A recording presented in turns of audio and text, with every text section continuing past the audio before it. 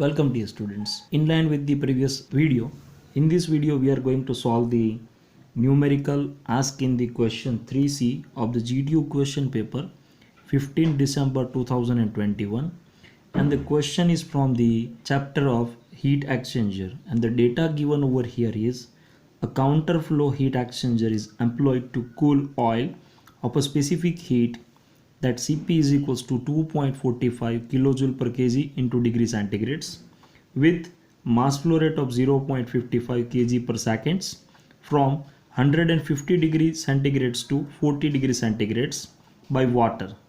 The inlet and outlet temperature of cooling waters are 15 degree and 75 degree centigrades respectively. The overall heat transfer coefficient is 1450 watt per meter square into degree centigrades. Using NTU method, calculate the mass flow rate of water, the effectiveness of heat exchanger, and the surface area required. Student, here the information given is the heat exchanger is a counterflow. Then second, we need to use the NTU method to solve the numerical, and all the temperatures for hot fluids and cold fluids inlet and outlet are given. The Cp of oil is given and another fluid is water. So we know that the Cp of water is 4.186, as well as mass flow rate of oil is given, and we need to calculate the mass flow rate of water, the effectiveness of a heat exchanger, and the surface area required. So let's start with the writing down the given data. Data given over here, mass flow rate of hot fluid, that is 0.55 kg per second, and that is a mass flow rate of oil. Then Cp of hot fluid is given, that is 2.45 kilojoule per kg into degree centigrades. Then hot fluid inlet temperature is given, that is 150 degree centigrades. Hot fluid outlet temperature is given, that is 14 degree centigrades. Then cooling water inlet temperature is given, that is 15 degree. Cooling water outlet temperature is given, that is 75 degree centigrades. Overall heat transfer coefficient is given, that is 1450 watt per meter square into degree centigrades. And we know that the Cp of water, that is cold fluid, is known to us, that is 4.187 or 186 kilojoule per kg into degree centigrades. Now we plotted down the temperature distribution diagram for the given condition. So here we are taking the inlet and here we are taking the outlet. So hot fluids enters at 115 degrees centigrades and the temperature is reduced up to the 40 degrees centigrades. So it is flowing in this direction. Similarly, the flow arrangement is a counterflow. So cold fluid is moving in the opposite directions. Inlet temperature of cold fluid is 15 and the exit temperature of cold fluid is 75. So we mark 75 here and we mark the 15 degrees centigrades here. So it is like this and it is moving in opposite directions of the hot fluids.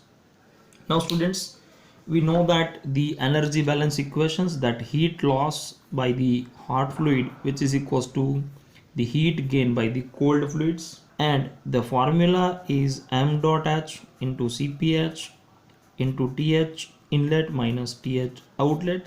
Similarly, for heat absorbed by the cold fluid is mass flow rate of cold fluid into Cpc into Tco minus Tci. Using this formula, we can be able to calculate the mass flow rate of cooling water. So it becomes m dot c, which is equals to m dot h into Cph into Th inlet minus Th outlet divided by the Cp of cold fluid into Co minus Tci. Now we put it down the value. So mass flow rate of the oil is given, that is 0.55. Cp is given, that is 2.45 into the temperature difference of hot is 150 minus 40 degrees centigrades, and for the cold fluid the Cp is 4.186 or 187, and the temperature difference is the 75 minus 15 degrees centigrades. And by simplification we get the mass flow rate of the cold fluid is 0.402 kg per seconds. So this is our finding number 1. Now students, we are going to calculate the effectiveness for this given configuration. We know the formula of effectiveness. Effectiveness equals to the actual heat transfer divided by the maximum possible heat transfer. So here we need to calculate the CH, which is equals to m dot h into CPH. So mass flow rate of hot fluid is 0.55 and the Cp is 2.45. So the value is becomes 1.35. Similarly, we also calculate the Cc, which is equals to m dot c into Cpc. So it is 0.402 into 4.187. So the value is 1.67. So here the value of CH is less than of value of Cc. It means that C mean is CH and C max is Cc. So now we are able to write it down, the effectiveness, which is equals to either of fluids, that m dot h into Cph into Thi minus Tho divided by the mean value. So it becomes C mean into Th inlet minus T cold inlet. And here we know that the C mean equals to Ch. So this value is cut it out, and finally we get the effectiveness equals to the hot inlet minus hot outlet divided by hot inlet minus cold inlet. So we put it down, the value, that is 115 minus 40 divided by 115 minus 15. So we get the value, that is 0.75. So the effectiveness of heat exchanger is 0.75. Now we are going to calculate the third, that is surface area. So students, we know that surface area we can be able to find it out from the value of NTU. So for finding out the NTU, we need to write the effectiveness formula for the counterflow. So for counterflow, the effectiveness formula in the terms of NTU is 1 minus e to the power minus in the bracket 1 minus r into NTU divided by 1 minus r into e to the power minus in the bracket 1 minus r into NTU. Students, we know that r is equals to C mean by C max. So we get this is 1.35 divided by 1.67, which is 0.8. Now students, we already find it out the value of effectiveness. We have the value of R. So by simplifications we get the value of NTU. So we put it down the value. So it becomes 0.75 is equals to 1 minus e to the power minus in the bracket 1 minus 0.8 into NTU divided by 1 minus 0.8 into e to the power minus 1 minus 0.8 into NTU.